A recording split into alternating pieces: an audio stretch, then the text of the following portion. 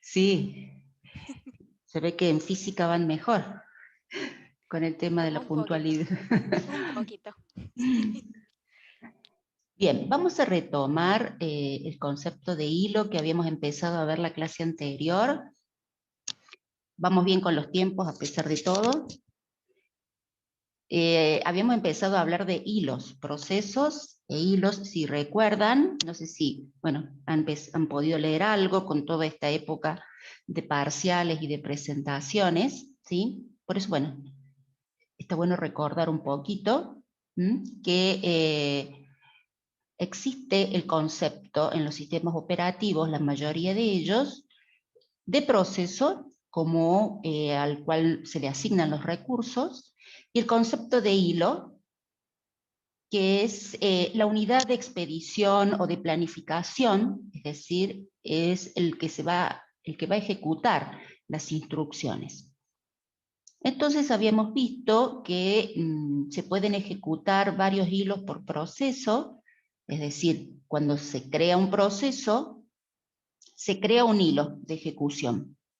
¿Sí? Un proceso para poder asignarle todos los recursos, como es recursos de memoria, principalmente, todo lo que es las estructuras de control, todas asociadas al proceso. Para poder ejecutarlo, se crea un hilo de ejecución. Me pregunta Francisco si subí, si está todo en la página, en la V, pueden accederlo ahí. Bien. Entonces, los hilos comparten todo el espacio de direcciones del proceso, habíamos visto, bien, y cada espacio de hilo, lo que es las estructuras de control asociado a los hilos, tiene prácticamente la misma estructura de la imagen del proceso, pero tienen un espacio de direcciones que comparten, sobre todo el espacio de datos compartidos. Aquí en la gráfica, fíjense que cada hilo tiene un espacio de pila.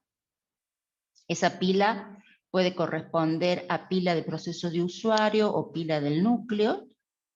Los registros hacen referencia al espacio de bloque de control de proceso, pero del hilo, ¿sí? El proceso tiene un bloque de control de proceso y cada hilo también lo tiene.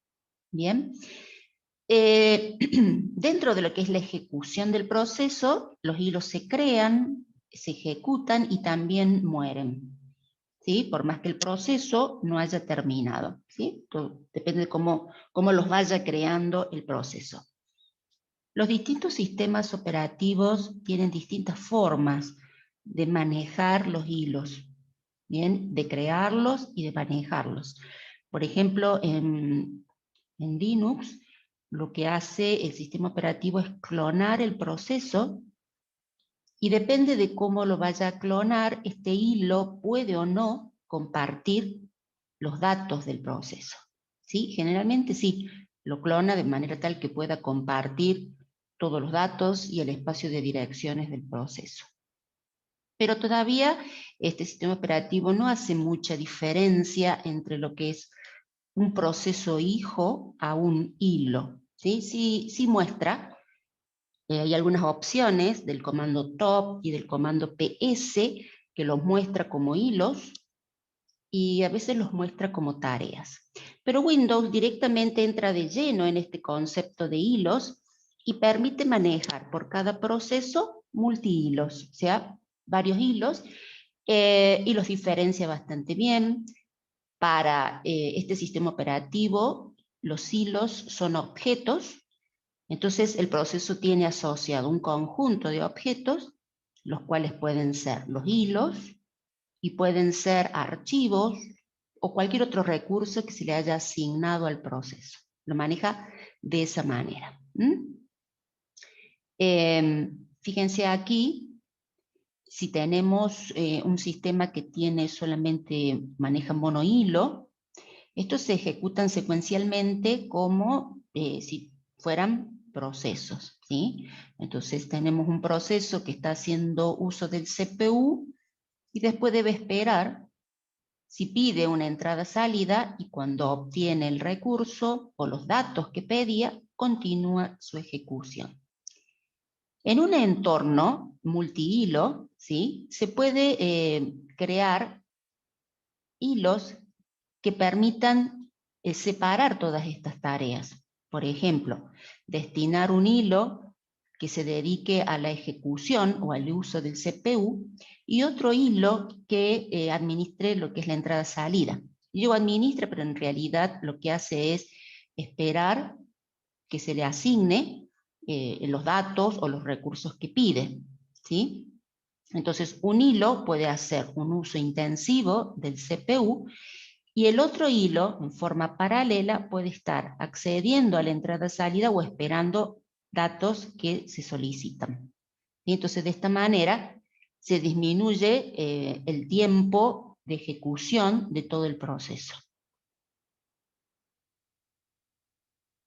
Otro ejemplo práctico, fíjense en lo que es entorno multihilo, por ejemplo, un navegador web, ¿sí?, que esté leyendo o buscando imágenes en la red, mientras otro hilo los está mostrando. ¿Qué pasaría en un sistema monohilo? ¿Sí? Estas tareas se tienen que hacer en forma secuencial. ¿Bien? Obtener la imagen, mostrarla. Obtener la imagen 2 y mostrarla, luego obtener la imagen 3 y mostrarla. ¿Sí? Esto lleva un tiempo de ejecución porque esto se está realizando en forma secuencial. Esto puede implementarse en hilos. De nuevo, ejemplificamos con 2 hilos. Uno que pudiera, como decíamos antes, buscar las imágenes en la web y el otro, mostrarlas. Esto permite que el tiempo de ejecución se reduzca considerablemente, ¿sí? Y fíjense que tenemos en un cierto tiempo que se están ejecutando estos hilos en paralelo. ¿Bien? Sí. Ahí está indicando que se redujo el tiempo de CPU.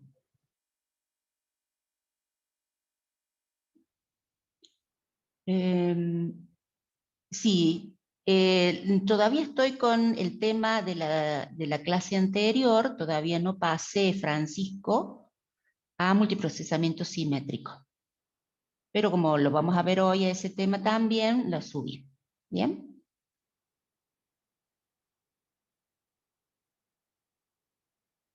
Bueno, estoy repasando. No estoy y repaso no con las mismas filminas de la clase anterior, con otras, sí, pero esto estamos recordando lo que habíamos visto, para no entrar de lleno en tema nuevo, ¿sí?, sino como para reforzar lo que habíamos visto antes. Hay sistemas operativos que los consideran a los hilos como pequeños procesos, como les decía, otros lo consideran como hijos, y otros simplemente como entidades de expedición.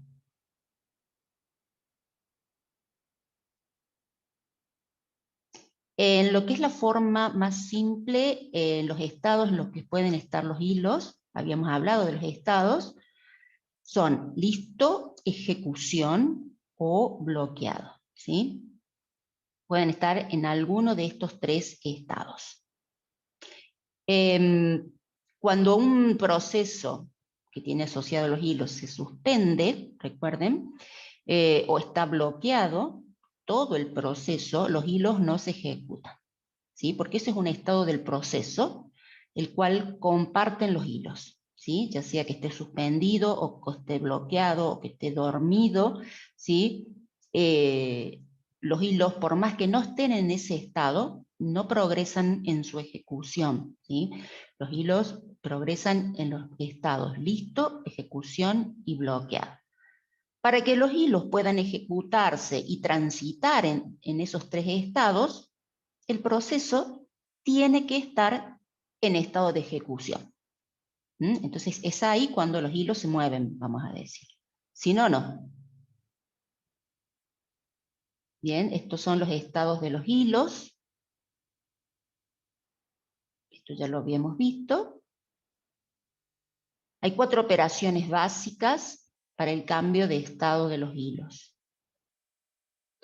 Primero, cuando se crea un hilo, como les dije, hay distintas formas de crearlo. Una de ellas es, por ejemplo, clonar el proceso, ¿sí? Y si no, hay distintas instrucciones en C que permiten directamente crear una entidad nueva y asignarle un PID o, no es un PID, lo llama un identificador de hilo.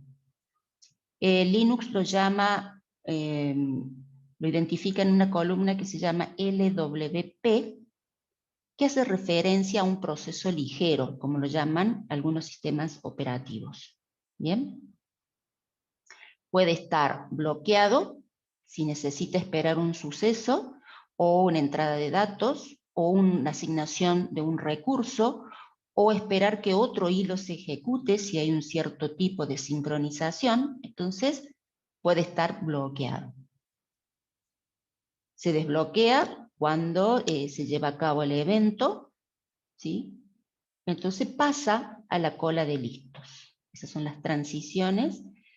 Y bueno, cuando el planificador lo elige al hilo, se ejecuta y luego puede terminar. ¿Bien?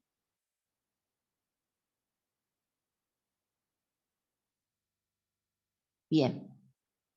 Hay distintos niveles de ejecución de los hilos, principalmente 2, que son los hilos a nivel usuario y los hilos que se ejecutan a nivel kernel. ¿Bien?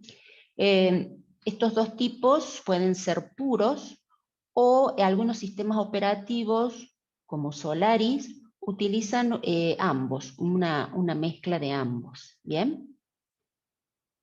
Como un mix.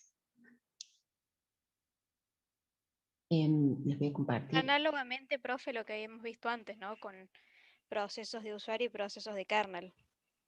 Bueno, no es análogo, pero lo que vos dices son modos de ejecución.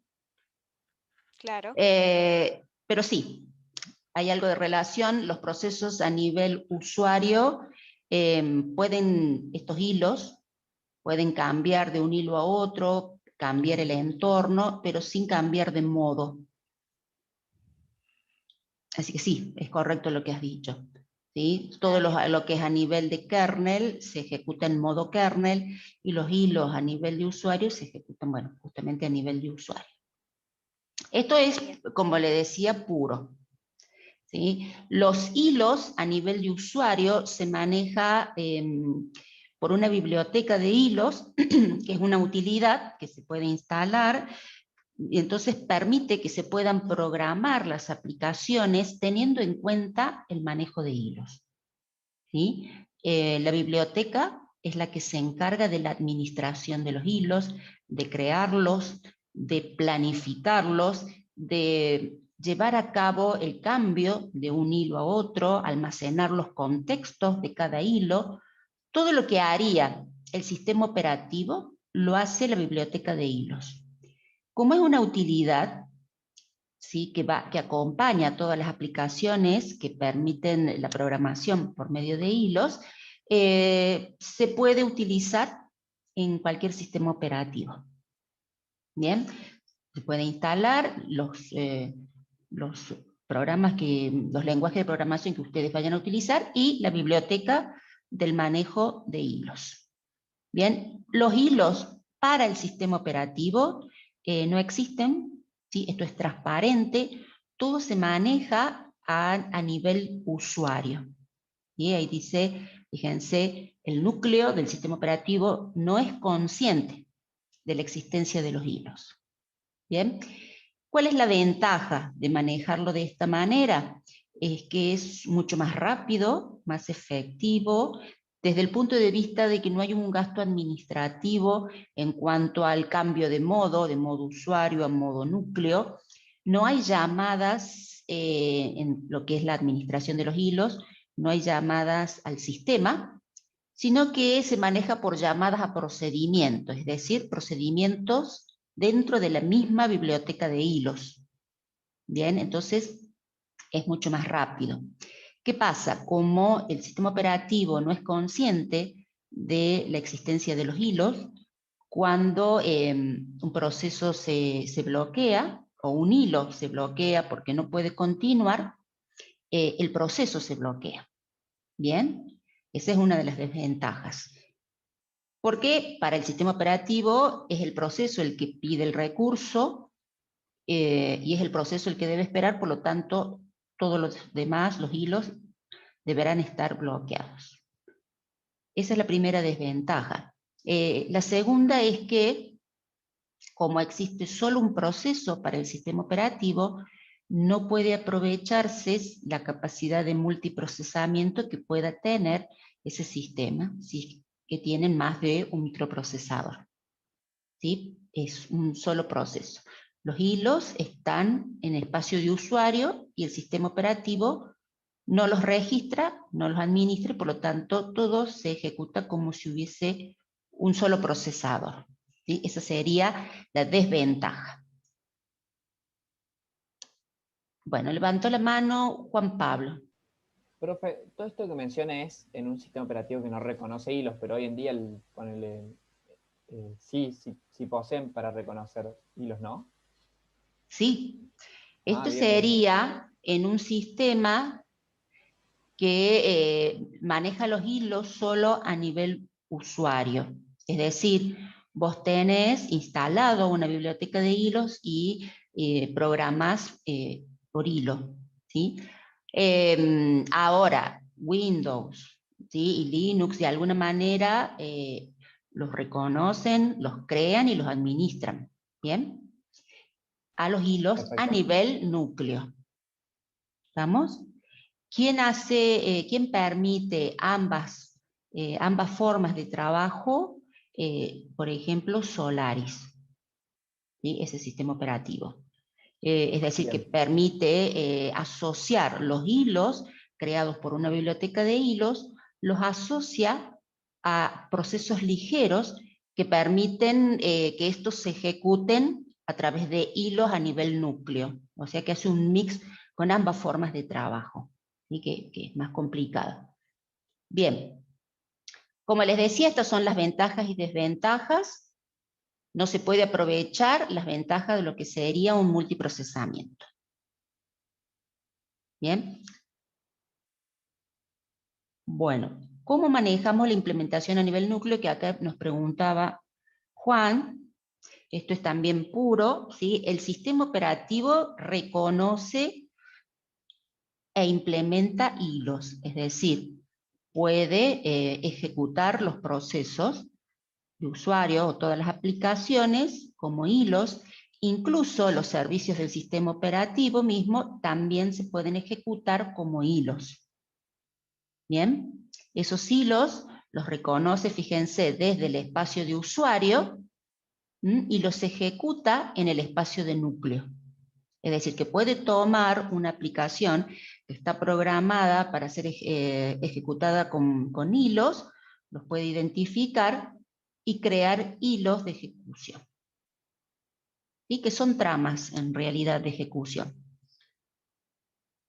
Todo el trabajo de crear los hilos, de planificarlos, es decir, asignarle tiempo de microprocesador, de administrar las tablas de control del sistema operativo, todo lo hace a nivel de núcleo. ¿Bien? La ventaja es que se pueden aprovechar, si el sistema tiene varios microprocesadores, se puede aprovechar el multiprocesamiento. Además, como reconoce los hilos, si uno de los hilos pide un recurso y debe esperar, es decir, se bloquea, los demás hilos del proceso pueden continuar su ejecución. Es decir, que no se bloquea todo el proceso. Bien. Las funciones del núcleo, como les había dicho antes, se pueden también implementar como hilos y bueno, y se pueden ejecutar en cualquiera de los microprocesadores. Bien, todo esto que vemos como ventaja, bueno, tiene también un trabajo extra en cuanto al diseño del sistema operativo. ¿Sí? Es más complejo. ¿Por qué? porque cada microprocesador, ya vamos a ver, puede planificarse. Eso quiere decir que cada microprocesador va a poder ejecutar un algoritmo de planificación y decidir qué proceso o qué hilo va a ejecutar próximamente, y eso lleva a ciertos riesgos, como decir, 2 o más microprocesadores pueden elegir el mismo hilo para ejecutarlo. ¿Cómo hacen para acceder a la memoria compartida y no provocar pérdida de datos de alguno de los procesos? Bueno, todo eso hay que controlarlo y administrarlo porque es un ambiente multihilo, multiprogramado, donde todos acceden a los recursos. Entonces, bueno, eso después puede llevar a conflictos de concurrencia, puede llevar a interbloqueos, ¿sí? O a pérdida de datos. Bueno, todos esos son temas que vamos a ver más adelante, ¿sí? De cómo los va solucionando el sistema operativo. La desventaja es que se requiere, por supuesto, un cambio de modo. Cambio de modo a nivel usuario, a nivel núcleo y viceversa. Cuando se pasa o se planifica de un hilo a otro hilo. El cambio de modo, no sé si recuerdan, habíamos visto que se trata de una instrucción que le indica al microprocesador el modo de trabajo, ¿sí? Si se va a ejecutar el conjunto de instrucciones sin privilegios es a modo usuario. Con privilegios se ejecutan las instrucciones en modo núcleo. Todo lo que sea el cambio de hilo o cambio de proceso, que es justamente un cambio de contexto, ¿qué operaciones se llevan a cabo ahí? Y se actualiza todo el bloque de control de procesos o el bloque de control de hilos. Entonces, esas son instrucciones con privilegio, por eso se ejecutan en modo núcleo, ¿de acuerdo? A eso se refiere con el cambio de modo. Bien, como les habíamos dicho, está la bibliografía. No sé si tienen alguna preguntita hasta aquí, antes de continuar.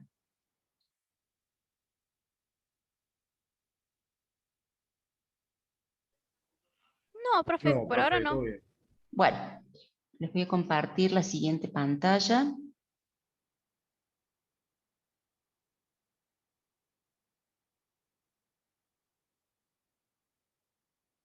Ahí está. Vamos a empezar a hablar de procesamiento en paralelo, que ya veníamos hablando algo, y de la arquitectura micronúcleo. Esto es lo que yo les había cargado hoy, que le decía a Francisco. ¿Bien? Empezamos ya a hablar de procesamiento en paralelo cuando decíamos que las arquitecturas actuales ya vienen con más de un núcleo. Tenemos 2 núcleos o 4 núcleos, 8 núcleos de procesamiento, de acuerdo a lo que podamos adquirir. Entonces, sí existe el procesamiento en paralelo. ¿Bien? A pesar de que dentro de cada microprocesador a nivel de microinstrucciones, ¿no es cierto? Sí existe en cada microprocesador el procesamiento en paralelo también, a nivel microinstrucciones. Pero si no, el paralelismo lo vemos cuando tenemos más de un microprocesador. Y aquí hay una clasificación de estos sistemas de acuerdo a si pueden compartir o no la memoria. ¿Sí? Yo les había mostrado una arquitectura donde los núcleos que están dentro de un chip, como lo que nosotros adquirimos ahora, comparten la memoria caché, ¿sí? 2 o 3 niveles de memoria caché, pero además tienen acceso a través del bus del sistema a la memoria principal. Y esto es lo que nosotros vamos a llamar una arquitectura fuertemente acoplada. ¿Bien? La débilmente acoplada es cuando tenemos la memoria distribuida en distintas computadoras y eso te vamos a estar hablando de agrupaciones, es decir, un conjunto de computadoras conectadas en red, ¿sí?, que dan servicio a un sistema. Entonces, los procesos pueden estar pidiendo un servicio a través de un procedimiento o una llamada remota y no saben bien en dónde se les da servicio, como puede ser un servidor web o un servidor de correo, ¿sí?, que esté en un sistema distribuido. ¿Bien? Eso es lo que vamos a llamar agrupaciones o clúster, también se lo suele llamar. Pero se les denomina fuertemente acoplada cuando pueden compartir la memoria en la misma máquina, y aquí de acuerdo a la forma en que estén planificados los procesos, se los llama o maestro-esclavo o multiprocesamiento simétrico. ¿Bien? En la arquitectura maestro-esclavo se destina por afinidad, por ejemplo, que uno de los microprocesadores ejecute todas las rutinas del sistema operativo, ¿sí?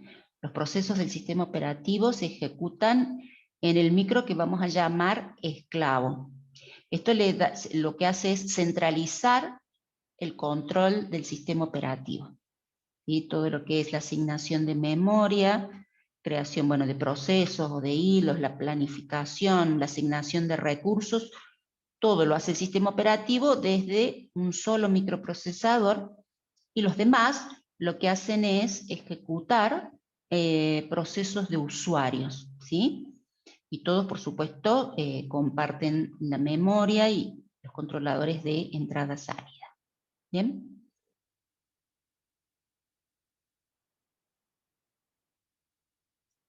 Bueno, lo primero son todas ventajas, ¿sí? Un micro tiene el control de la memoria y los dispositivos de entrada-salida, y esto lo que hace es simplificar el diseño del sistema operativo, porque bueno, no tiene que preocuparse de que desde cualquier microprocesador se puede ejecutar, por ejemplo, un algoritmo de planificación de procesos o una asignación de memoria, ¿sí? Entonces se simplifica el diseño.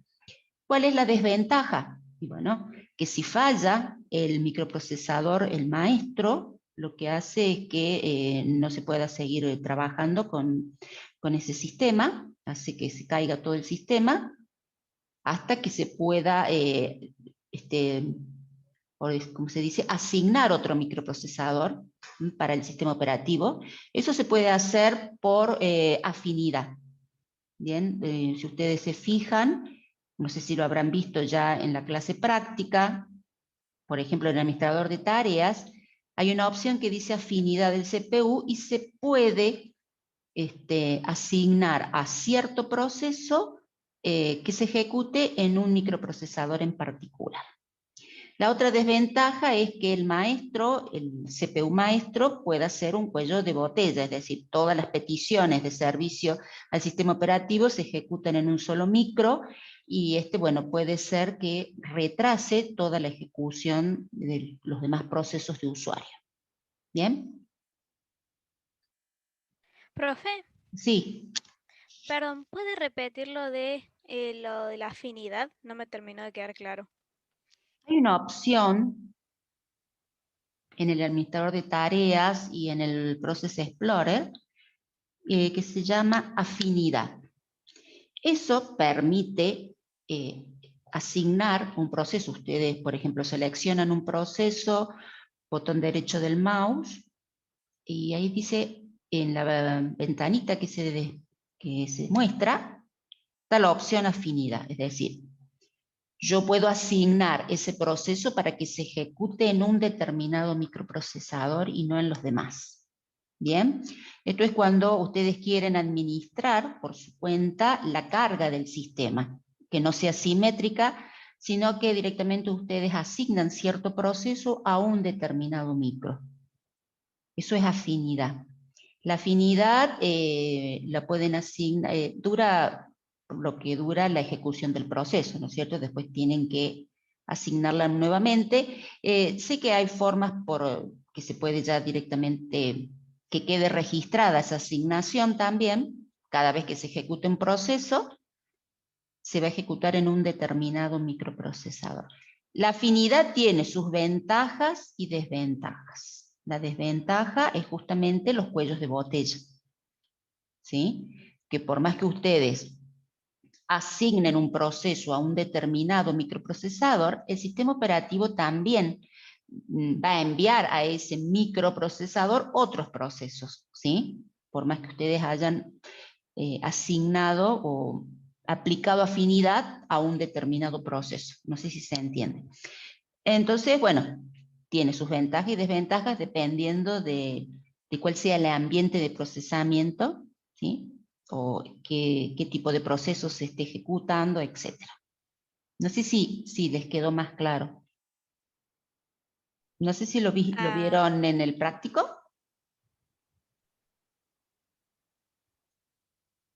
No. Bueno, ¿de qué trata el multiprocesamiento simétrico? ¿Sí? Todos los microprocesadores van a ejecutar cualquier proceso, por eso se denomina simétrico, es el sistema operativo el que va a distribuir la carga de cada uno de ellos, ¿bien?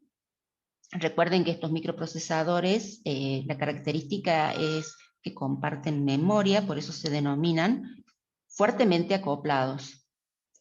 Fíjense que cada microprocesador tiene su nivel de caché, caché 1, o caché 1, perdón, nivel 2 o nivel 3. ¿Cuál es la ventaja? Es justamente que se puede multiprogramar los procesos y los hilos, ¿sí?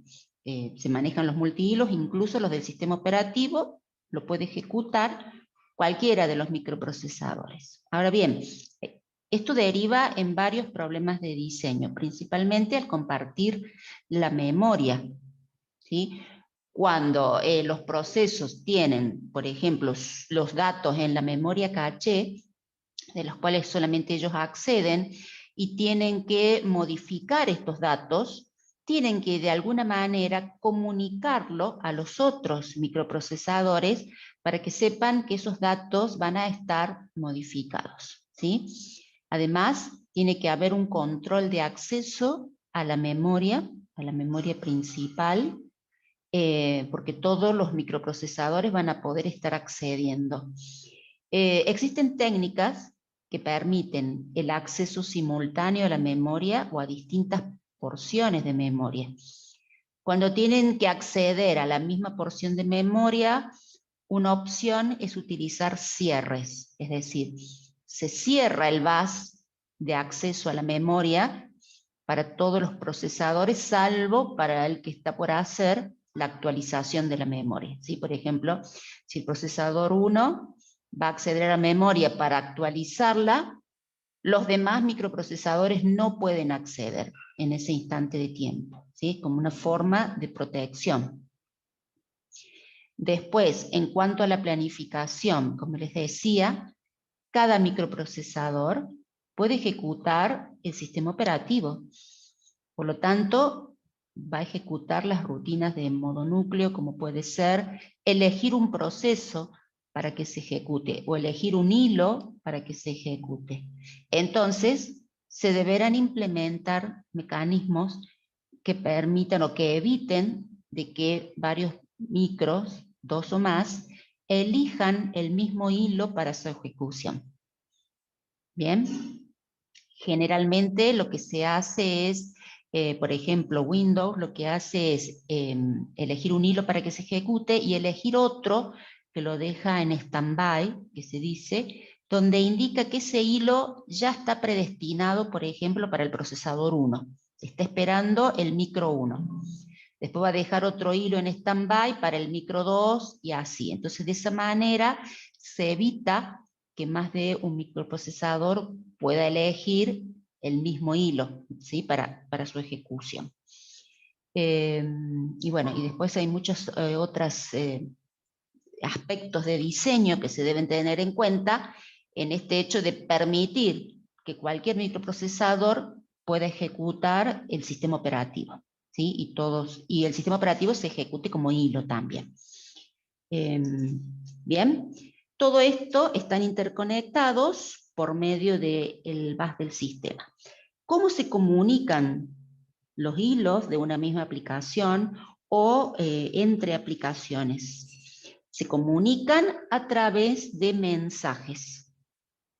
Los mensajes, no sé si lo habrán visto, tienen cierta estructura. Entonces, en el encabezado se hace referencia a cuál es el proceso emisor o hilo emisor, cuál es el proceso receptor y cuál es el mensaje. Eso va en lo que vamos a llamar cuerpo del mensaje.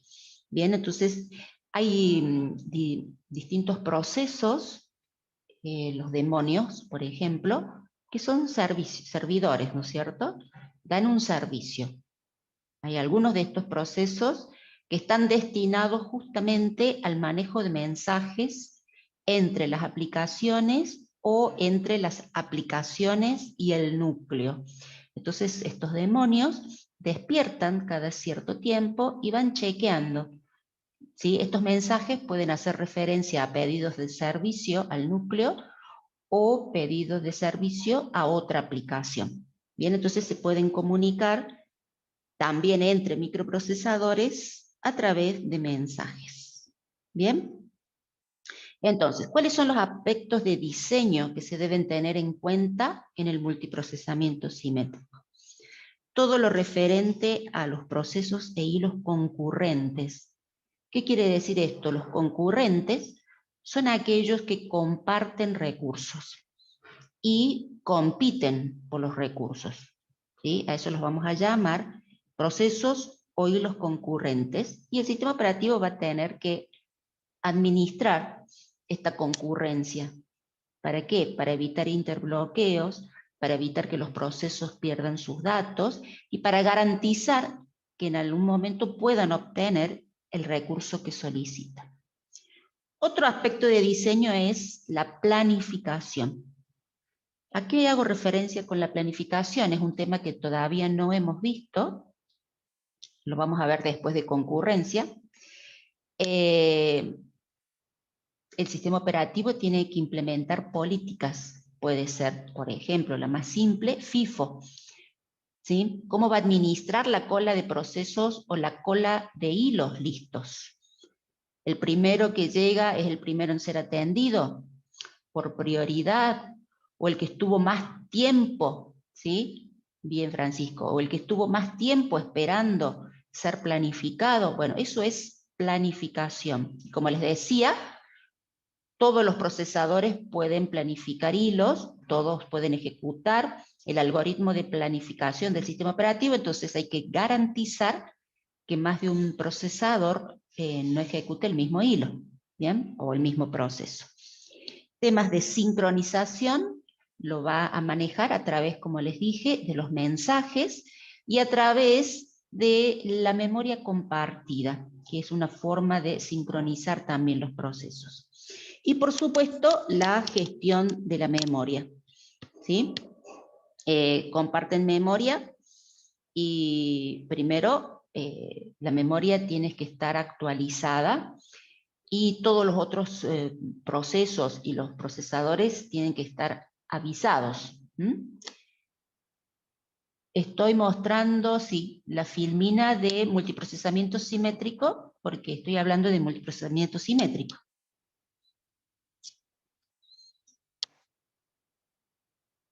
¿Bien? Bueno, eso es los aspectos de diseño. Características, como ya dijimos, las repasamos. El núcleo se puede ejecutar en cualquier microprocesador. Comparten la memoria principal, por eso son fuertemente acoplados. Comparten todos los dispositivos de entrada-salida. Es simétrico porque todos pueden ejecutar procesos de usuarios y procesos de núcleo. Pueden ejecutar el sistema operativo. Cada procesador se autoplanifica, que es lo que yo les decía recién. Pueden ejecutar el planificador y van a elegir el siguiente proceso a ejecutar.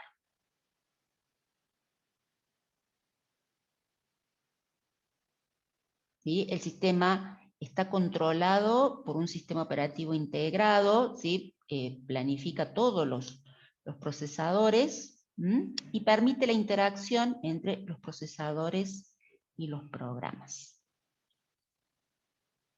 Bien, aspecto a tener en cuenta son los aspectos de diseño, evitar conflictos en la planificación, tratar el problema de coherencia de caché, como yo les dije, cuando se actualizan los datos en caché de uno de los micros, debe enviar de alguna manera alguna señal o mensaje para que los otros microprocesadores sepan que esos datos en caché están modificados hasta que se actualice esto en la memoria principal.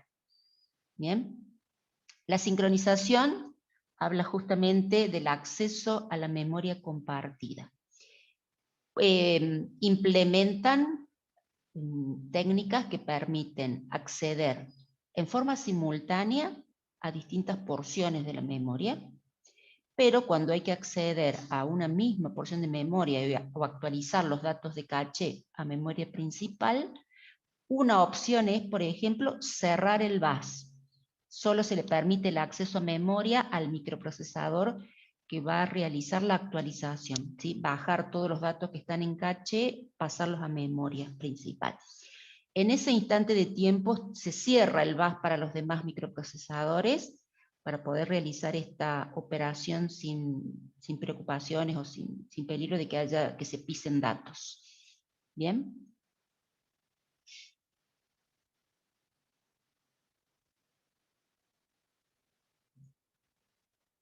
Si dos CPU seleccionan el mismo proceso o reclaman la misma página de memoria libre, ¿qué pasa? ¿Sí? Bueno, ahí hay un problema de competencia, ¿sí? Esto se ocurre porque existe la concurrencia.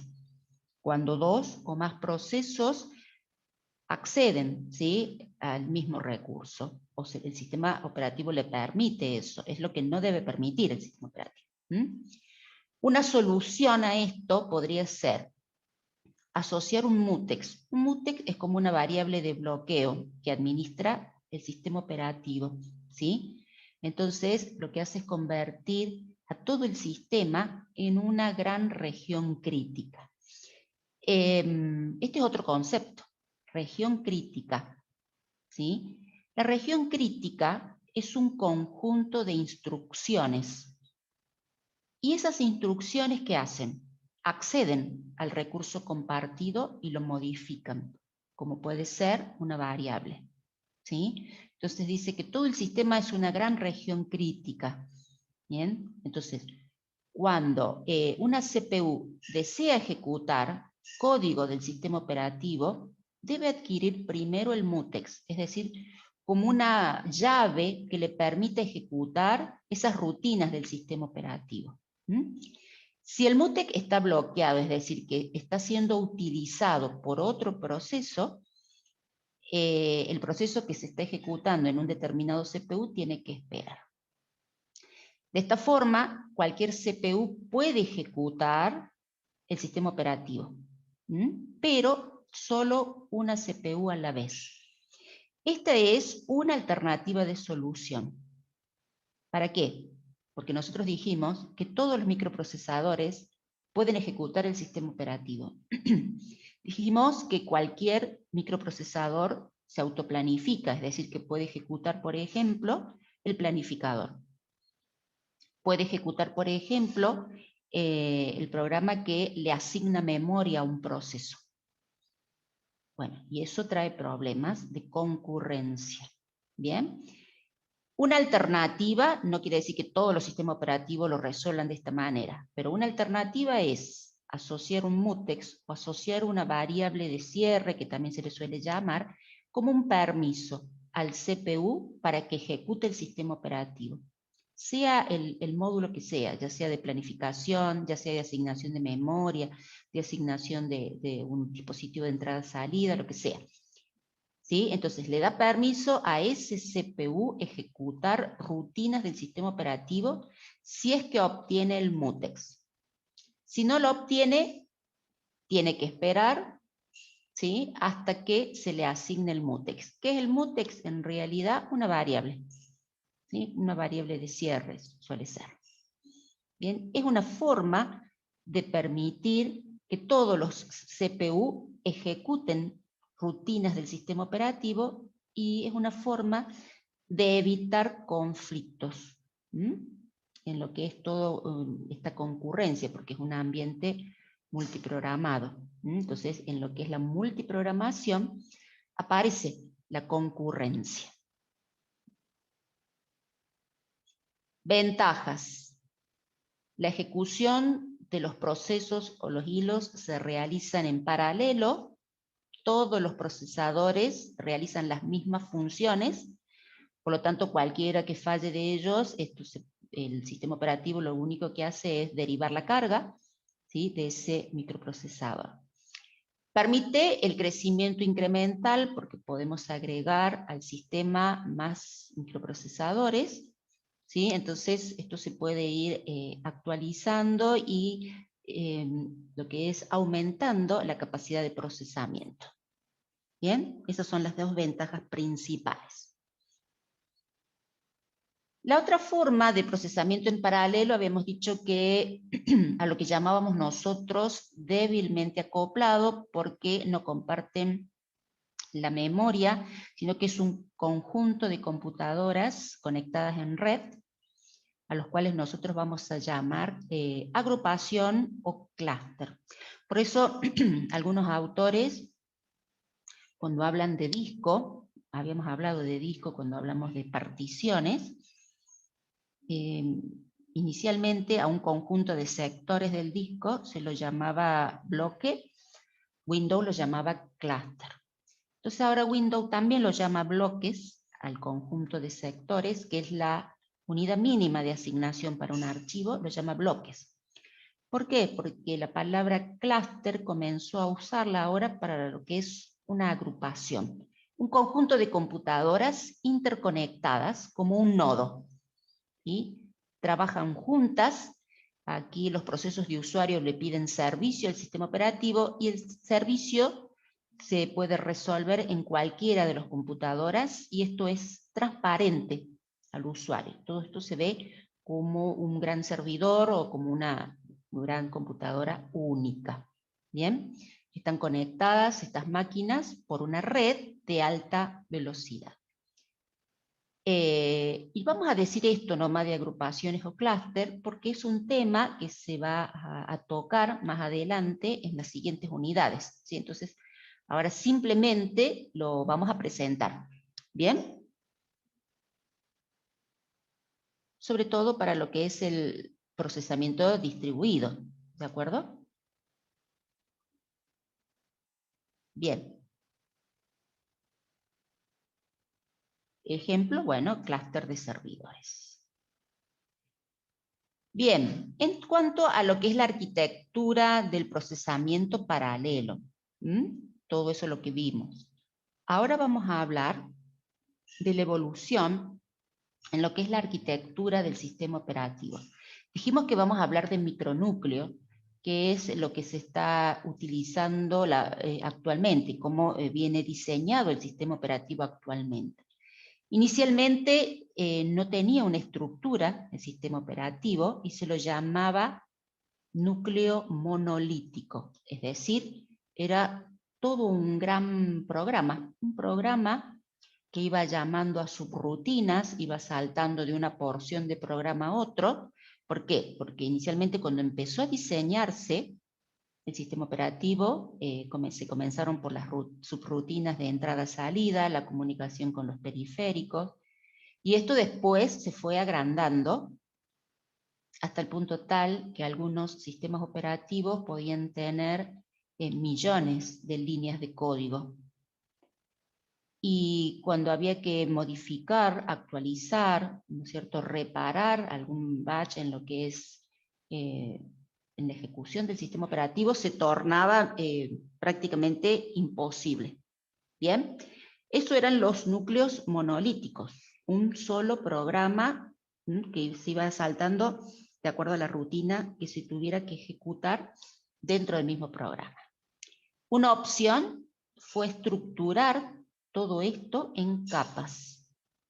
En algunas ocasiones se tuvo que reprogramar todo y en otras simplemente se las pudo dividir e identificar las capas y bueno, cada capa tiene una función, ¿sí? Fíjense, todas las rutinas cercanas al hardware es lo que llama gestión de las primitivas de procesos, son los que van a estar manejando el hardware del sistema. Bien, la siguiente capa es la memoria, todo lo que se lleva a cabo con memoria principal, gestión de dispositivos de entrada-salida, la comunicación entre los procesos y por último el sistema de archivos. El chico está apurado. Ya le voy a dejar los últimos 5 minutitos, chicos, para que pongan el presente, así me quedan todos juntos.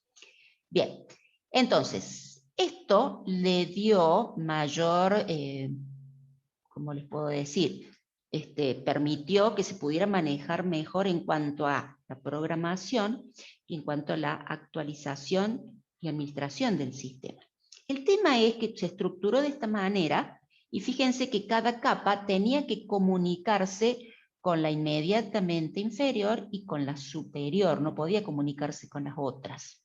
¿Bien? Entonces esto tuvo que estar muy bien pensado, la forma en que se iban a ir pasando las peticiones de servicios entre las capas hasta llegar a la gestión de primitivas de procesos.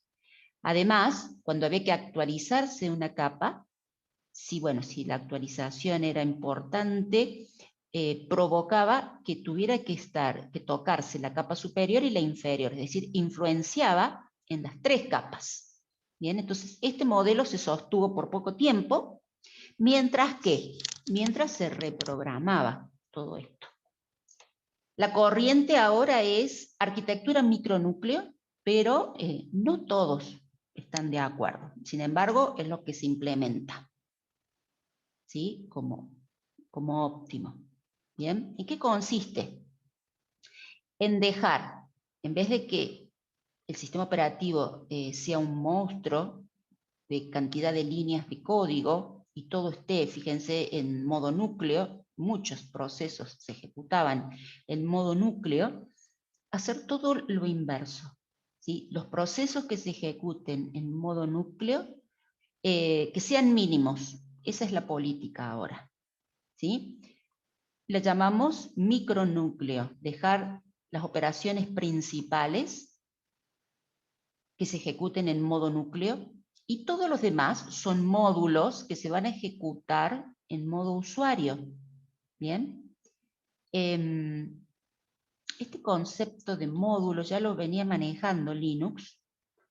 Fíjense que el kernel de Linux los pueden ustedes ir modificando, es decir, que pueden cargar al kernel y después recompilarlo al kernel un módulo, o pueden quitar otro módulo que ustedes saben que no necesitan, y los módulos que necesitan los pueden cargar, y el kernel se puede recompilar en Linux. ¿Bien? No así en Windows, por supuesto.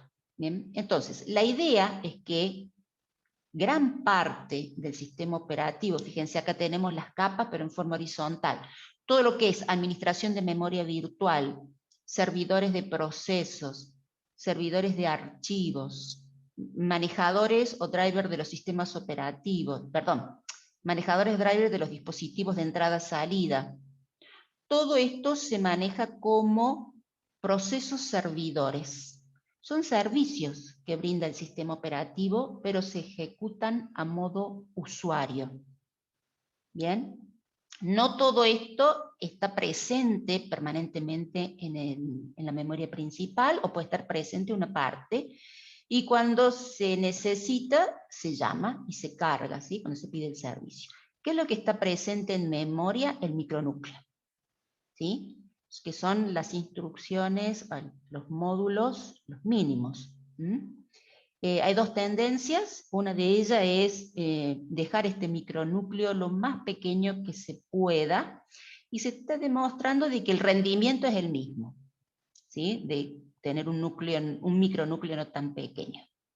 Bien, entonces, ¿cuál es la idea aquí? Todos estos módulos que dan servicio, ustedes, los diseñadores, pueden crear nuevos módulos, modificar estos módulos, y los demás módulos no son afectados, ni siquiera es afectado el micronúcleo, solo el módulo que se está rediseñando. ¿Por qué? Bueno, porque aquí se respetan, ¿sí?, todas las reglas de comunicación o los estándares de comunicación que se han dispuesto. Juan Pablo levantó la mano, no sé qué quiere preguntar.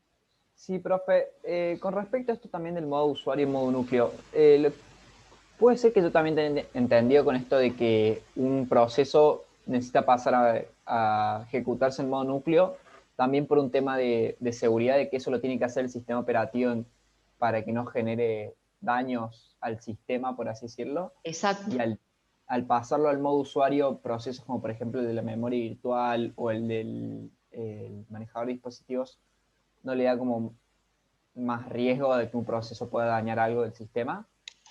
No, porque todo tiene que pasar por el núcleo. ¿Sí? Entonces, suponte, el administrador de memoria virtual puede, por ejemplo, ya cuando veamos memoria virtual, vamos a ver que los sistemas operativos utilizan paginación o segmentación. Paginan la memoria o la segmentan. Entonces, cuando se le asigna memoria a un proceso, lo que va a hacer el administrador de memoria es decir, bueno, vamos a subir la página 0, la 1 y la 2 a memoria para el proceso A. Después el proceso A se ejecuta y dice, no, yo necesito otra página, necesito la 6, necesito la 10, y lo pide. Pero es el micronúcleo el que va a administrar esa comunicación. Entonces, la memoria virtual, ese módulo va a decir, bueno, a ver, voy a mandarle la página 10 que pidió, pero voy a bajar de memoria, necesito lugar, voy a bajar la página 0, que me parece que no la va a usar más el proceso. Bien, pero para realizar todo eso, toma decisiones el módulo de memoria virtual. Pero ¿quién realiza el micronúcleo? Todo pasa por el micronúcleo, ¿de acuerdo? Entonces llega un momento en cuando se llevan a cabo las operaciones, se hacen en modo núcleo, ¿de acuerdo? Entonces hay Bien. ciertas partes de lo que es la administración, como toma de decisiones, elecciones, ejecución de algoritmos en modo usuario.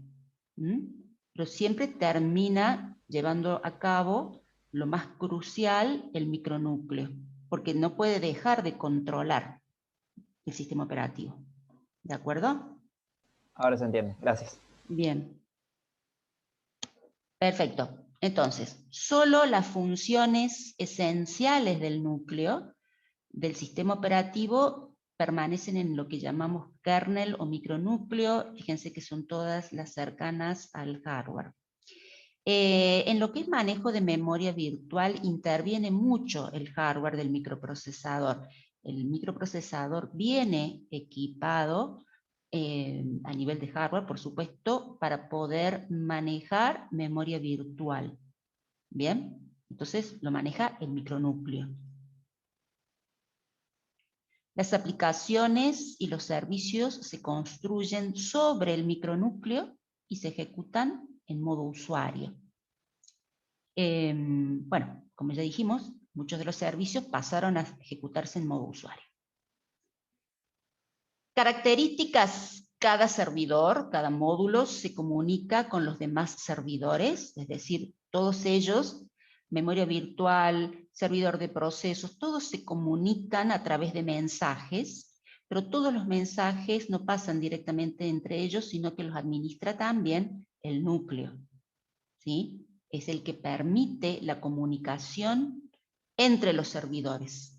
Es el núcleo el que administra los mensajes y es el que protege el intercambio de mensajes. Es decir, Sí están divididos los servicios, sí se ejecutan a modo usuario, pero siempre bajo la supervisión del núcleo.